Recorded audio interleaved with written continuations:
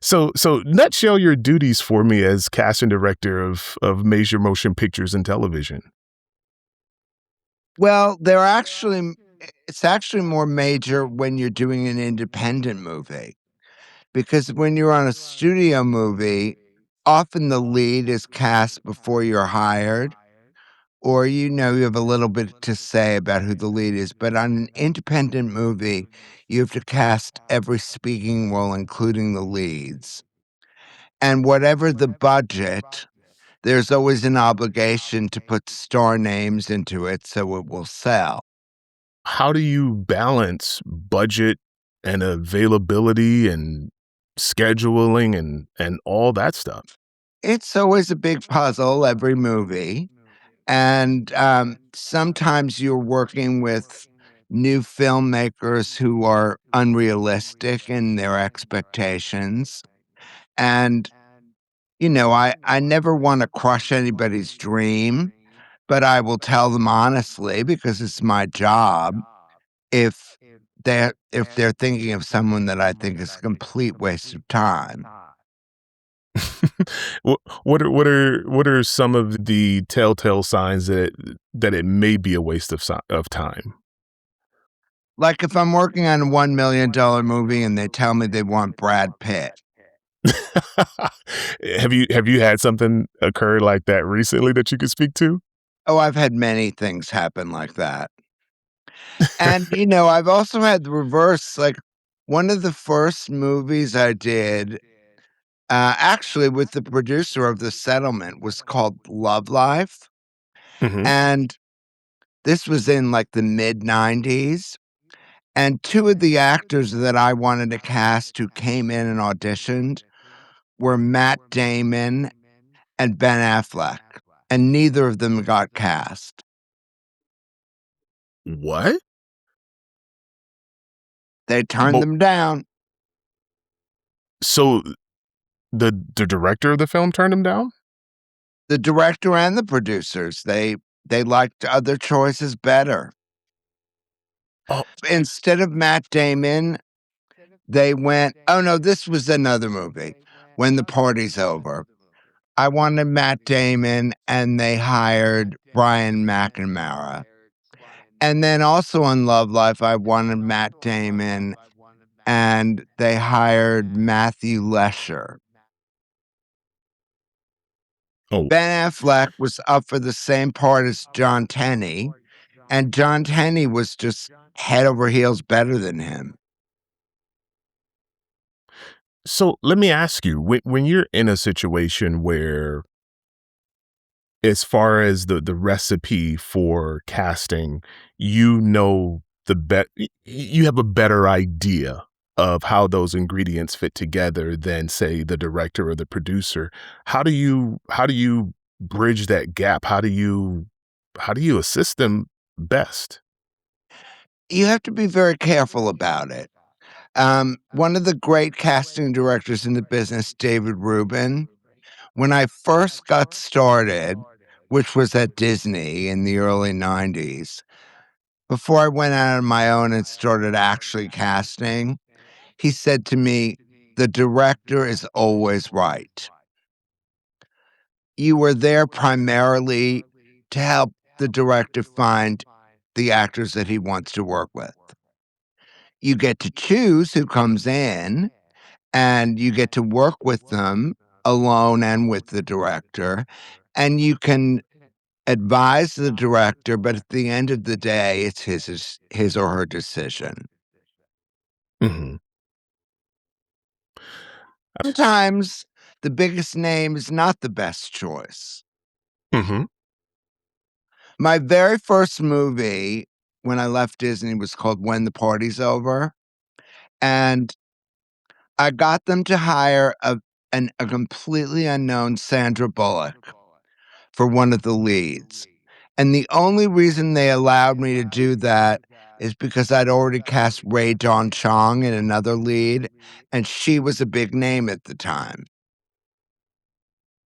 But otherwise, they wouldn't have let me go with Sandra Bullock, who was perfect for this part.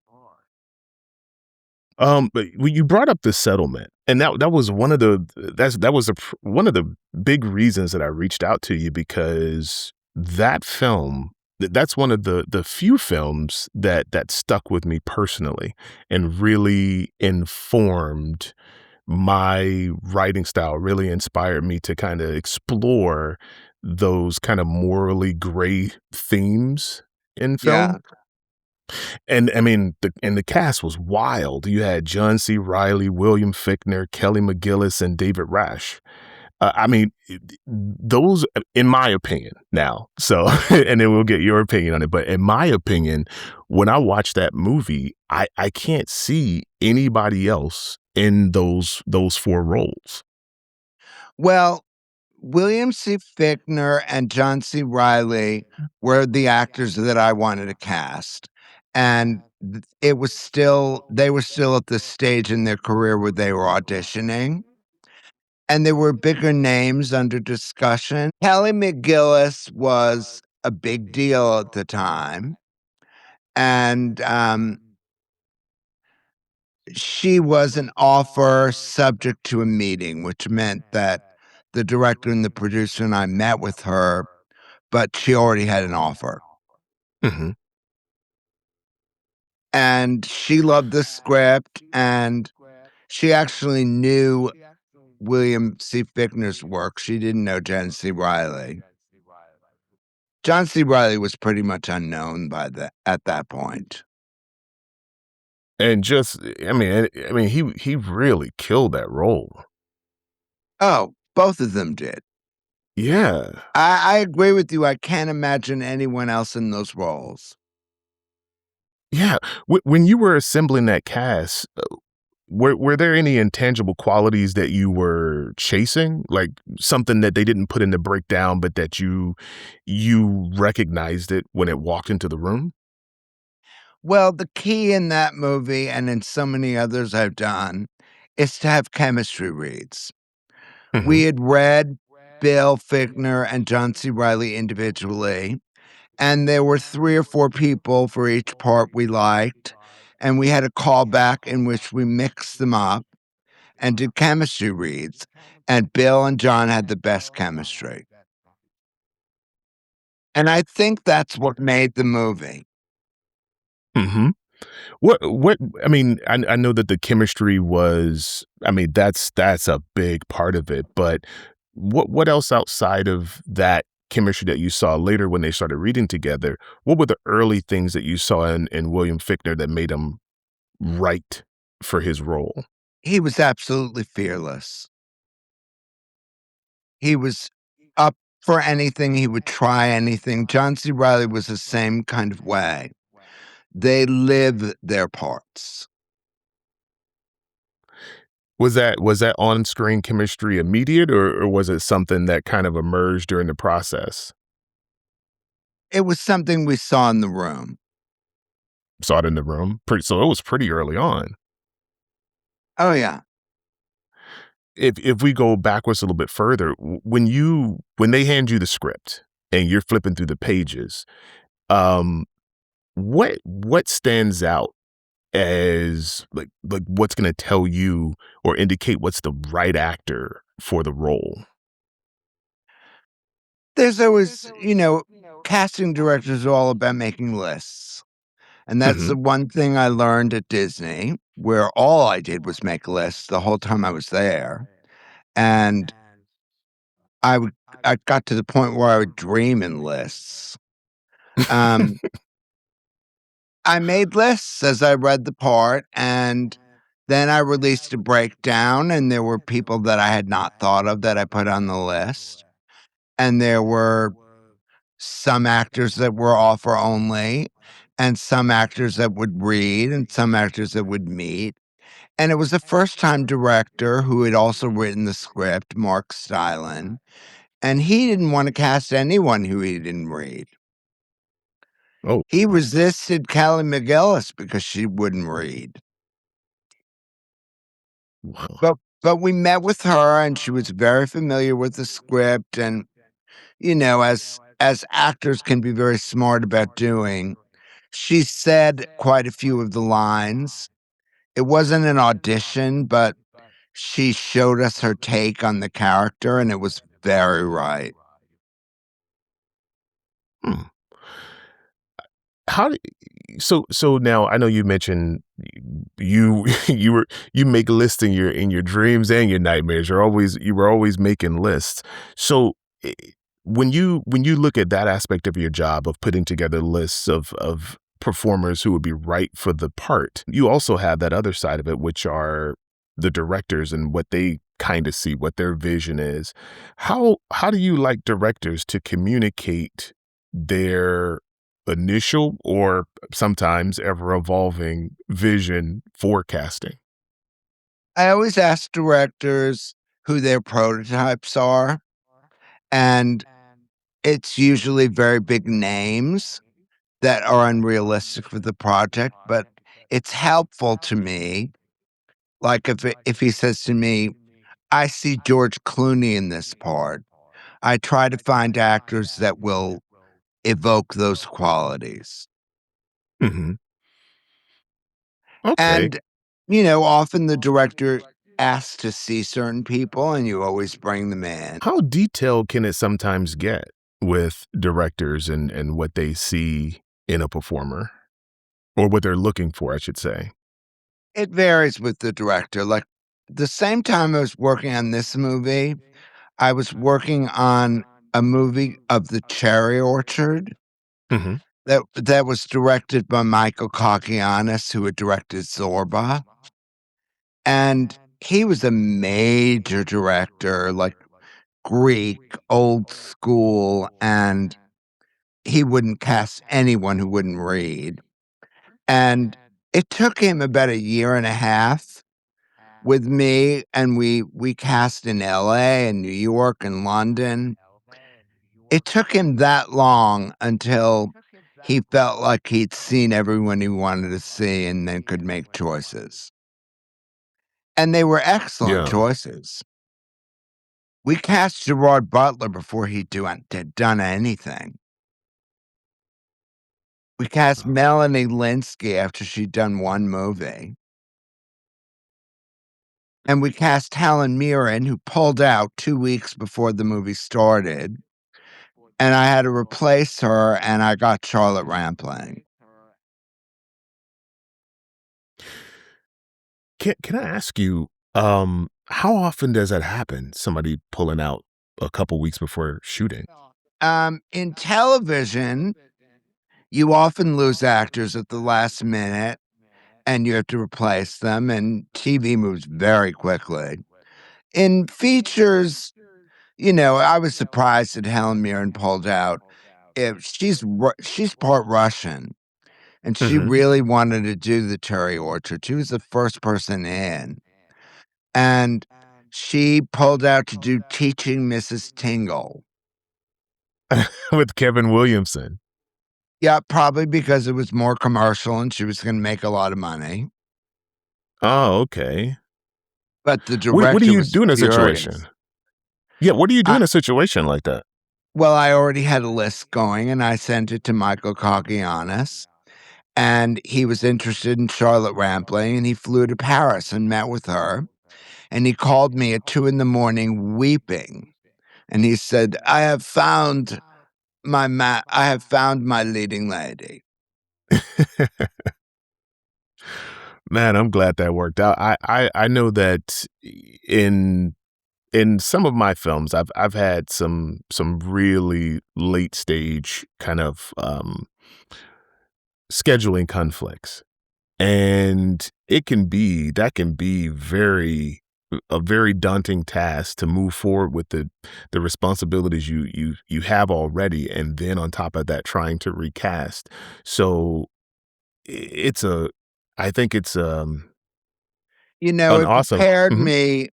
I spent 9 years working on The Closer and Major Crimes, Mhm. and I can't tell you how many times I would get a phone call from the producer the night before and say, "We've just written in this new part, and they work tomorrow. Can you send 5 or 6 people over to read?" And you have to do it.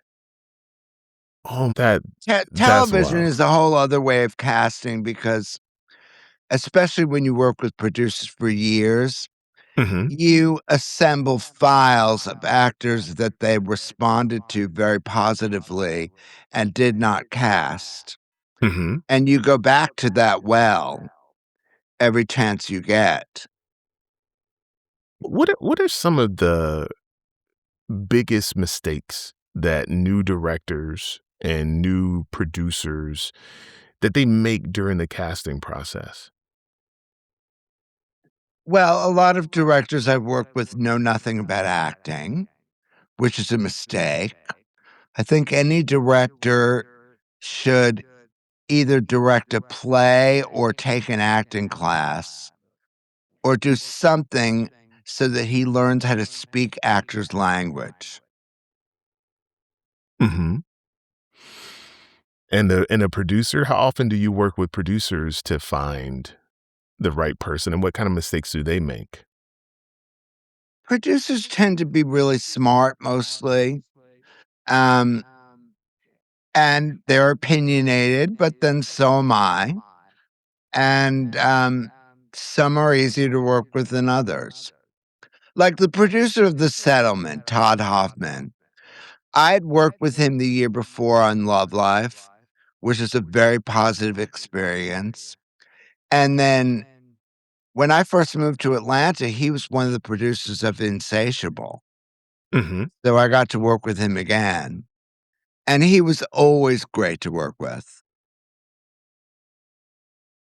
At what stage should the producer and or the director bring in a casting director such as yourself, to As to soon as best the support their movie work? is as soon Mhm. as the movie is financed and has a start date.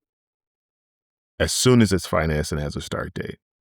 Yes, I won't work on movies that are not financed. It's a waste of time. Oh. A- And my relationships with managers and agents and actors are everything to me. And I Mhm. won't waste their time on a project that isn't real. What is the latest that you've been brought into a project? Um, trying to think. I've always had at least like 4 weeks to cast a feature. At least 4 weeks? Yeah, I've always had at least 4 weeks, usually longer. How Like mu how mu Spawn, I worked on for months, and I Mhm. told you the Cherry Orchard was a year and a half. When you worked on Spawn, did was, Michael Jai White already attached, or were you No, instrumental we in finding him? cast him. We brought him in and auditioned him. Oh, you did? The real battle on that movie was the director, Mark DePay, wanted someone 5 feet taller or under to play the clown, which left us with midgets, Mhm, and we actually auditioned Gary Coleman, and Mary Jo Slater, who's my partner, and I, we wanted John Leguizamo from the very beginning, and we kept bringing up his name again and again and again, and finally we got our way, and I think he's the best thing about that movie. I mean, you literally can't think of Spawn without thinking of John Leguizamo and Michael Jai White. No, Michael was fantastic. Yeah. There were much bigger names on the list that we made offers to, and of all the people who came in and read, Michael was far and away the best one. Do you recall how many you've read for both roles, for the roles that John Leguizamo got and, Michael Jai White? We read very few people for, John Leguizamo's role. I mean, we had 2 weeks of little people, and, then we convinced him to go with John. Michael's part, I think we read probably a couple of 100. But Mary Jo and I knew immediately that Michael was the one. It's not always that way. Sometimes there's 2 or 3 that you really love, but every so often a part comes along and one actor seems to fit it better than anyone else. Yeah. Now, I know that on the settlement, you said you knew it clicked the casting when you got John Leguizamo I'm sorry, John Leguizamo, John John C. C. Reilly, Reilly and Bill and Fittner. when you got them together and you got a chance to see their chemistry, you knew it clicked. When did you know that the casting for Spawn clicked? Um, I just thought we found really, Martin Sheen was in that movie. He's one of my favorite actors. Um, Spawn is not my cup of tea, really, that kind of movie. Mhm. At the time, I was working on that at the same time as I was working on The Cherry Orchard. And The Cherry Orchard, I cared about much more because there were great roles in that. And it attracted the very best actors. People like Claire Danes and Mary Louise Parker read for it. Mhm. It was just an amazing experience as a casting director Mhm. because I'd gone to drama school and I'd studied Chekhov, and this was the first time I actually got to use something I learned in school. That's always fun. I remember this one agent who shall remain nameless, who was not terribly bright or sophisticated, called me up and said, I'm gonna help. I'm gonna cover you on your movie, The Cherry Orchid." And I said, "The Cherry Orchard." And he said, "Who's this writer, Anton Chekhov? He's really good. Who reps him?" Oh, jeez. And I said, "You know what? You're not gonna help me on this movie." I think that was the right call. Oh god. Life is too short. Oh, many filmmakers listen. They have probably never worked with a casting director, but they think they know all the advantage of hiring someone like yourself. But can you give me a something the little known advantages that could make a world of difference on a production that you can provide? A director and a producer need to trust their casting director, Mhm. and they need to listen to their casting director. When I started, casting was not a terribly respected profession. I mean, this is the first year there was an Academy Award for casting. We were fighting for it 25 years ago and 30 years ago. We didn't become a union until 2006. A lot of movies that I worked on, I didn't get any credit or benefits for. It was only, everything after 2006.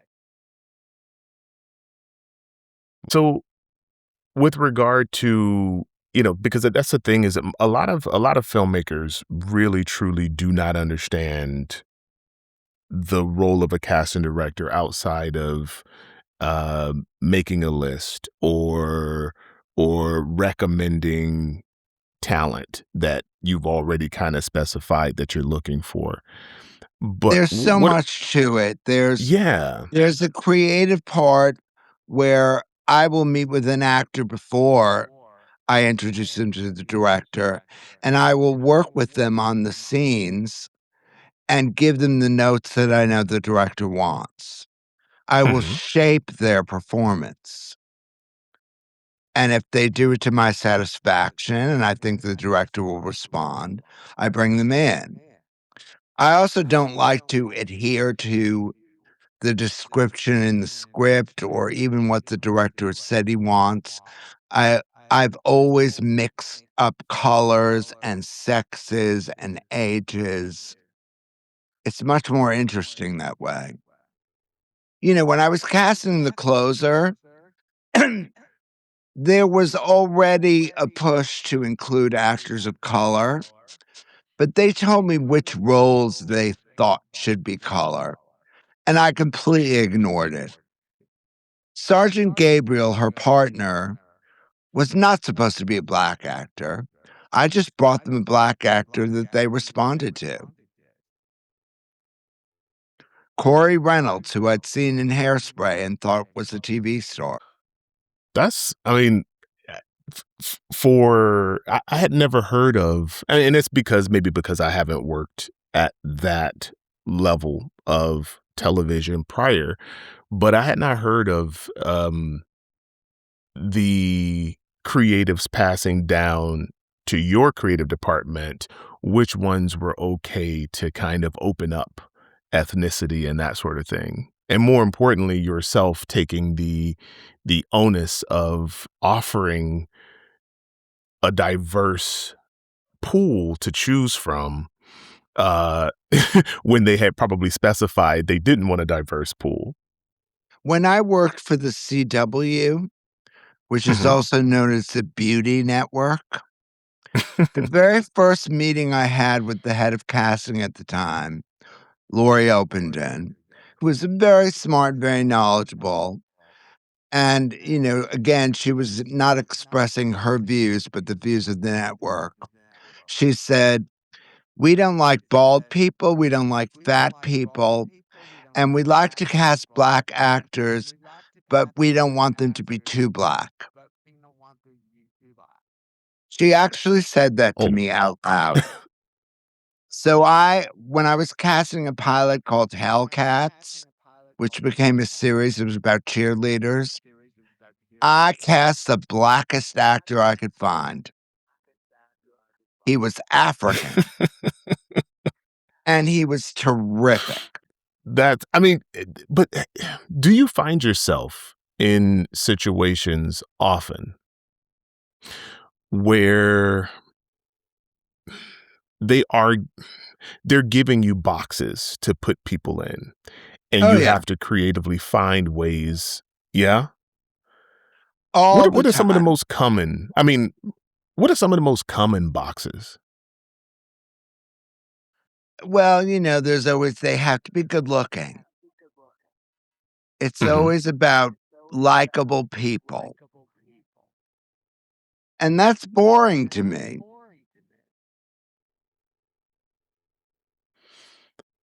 Do you try often to cast against type? Always. Always? What are some of the ones that have really, really worked out where you cast against type and it blew it out of the water? Oh god.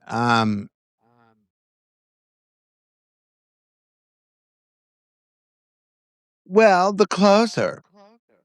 I was the only one who wanted Kara Sedgwick when we started. The producers wanted Susan Day. Do you know who that is? Yeah, that's not a bad choice. I mean, Well, I I can brought only her see in, Kira I like Sedgwick. she was great, and it wasn't they didn't like Kira, they thought, "Oh, you're wasting your time, you'll never get her." And she was the very first person I pictured when I read it, and I was determined to get her. Mhm, And even the head of the network, Michael Wright, at the time at TNT, I'd gone to UCLA with him, so we were old friends, we had acted together. And he said to me, "Kara Sedgwick is never gonna do a TV series." And I said, "Just watch." And I worked her manager, and I had her manager send the script to Kevin Bacon because I knew Kevin I had met Kevin, and I knew Kevin had a big influence on her, and I mhm. knew he would get it, and she got it, and she loved it, and then they wouldn't cast her unless she read, and then I had to finesse that. Wow. Well, that certainly is one that did work because when I look at that role, I can't see anyone else in that role. I mean, I saw Kira Sedgwick. I think one of the very first films I saw her in. I was kind of late to the dance on this one, but I saw her in a film, very small film called Montana. Oh, she's great in that movie. Oh, she was wonderful. Her and Stanley Tucci. Oh my god. But I was kind of late to the party, so I think that was the first film I saw Stanley Tucci in. Well, the 3 women we tested for the closer were Mhm. Kira Sedgwick, Susan Day, and Rebecca De Mornay, Wow. and all of them were wonderful, All of but them. All of but them. but this was the first series on TNT, and Michael had said to me, "You're not just casting the lead in the closer, you're casting the new face of TNT," Mhm. and that is daunting. So I knew it had to be a movie star who'd never done TV before. Yeah. Have you had a casting against type that just went the other way? That just went south? Um, I don't think so. No? No, nothing's jumping out. I mean, there are some performances I'd be disappointed with, but overall, I think we made the best choices. That's good, that's good. Well, this has been such a wonderful conversation. I just wanna be respectful of your time, so I'll wrap it up with this question here. Okay. Do you have any parting words of advice for producers, filmmakers, and aspiring casting directors who may be tuning in right now? Get the script right before you do anything. Couldn't have said it better myself. Well, thank you so much, Bruce, for taking the time to speak with me and to my audience and giving them, definitely some great insight into your work and just in general the work of a very experienced casting director and how they can best work with you and help you guys create the best possible project. Um, Definitely. Thank you so much for speaking with It's me. my pleasure. I think it's very important that we help young filmmakers in any way we can. Definitely. Well, you have a wonderful rest of your day, You and, too. until next time. Okay, bye. Bye-bye.